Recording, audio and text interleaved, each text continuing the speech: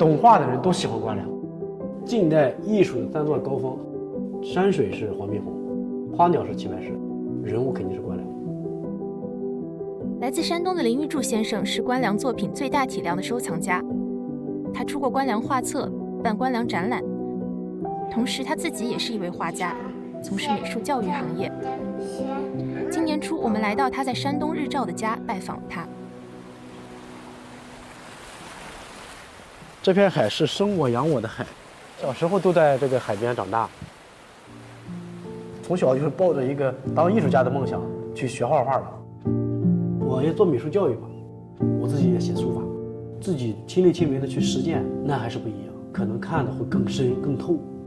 买的过程中识别奠定，对我自身的专业它又是一个滋养。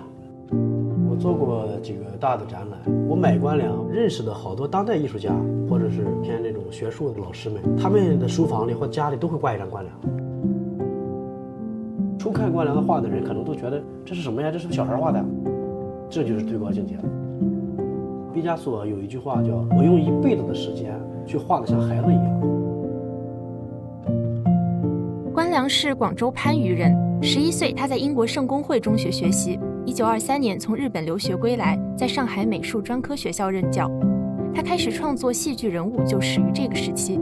小的时候，母亲是禁止他看戏的，但看戏是他一生中戒不掉的嗜好。关良不仅看戏，自己还会吊嗓子，熟悉各种唱腔，一直到晚年都乐此不疲。因此，在京剧中不同行当的表演技巧、人物的个性心理，他拿捏得十分到位。潘金莲、王熙凤、孙悟空、李逵、张飞等人物，在他的笔下也是栩栩如生。你看他的戏曲人物，他是跟戏有关联，他把动作全部给他带到画面里去，这个很难得。他不是说刻意的去制作、去设计。这是我之前展览出的一本画册，就是打虎图，他画的特别多，但这张呢水头足，但笔全部都留得住。只有会西画、有学习研究的人，他才能用这种笔触。这个是孙悟空系列的一个题材，这个题材他画的比较少，这张算是这个题材里边非常精彩的一张。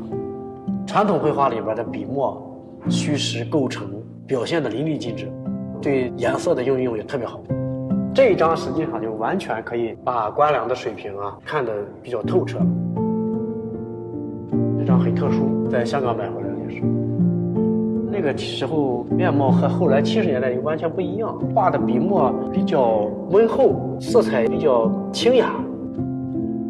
两个人物的交谈，手有动作，眼神有动作，阿庆嫂的神情和他俩的神情就不一样。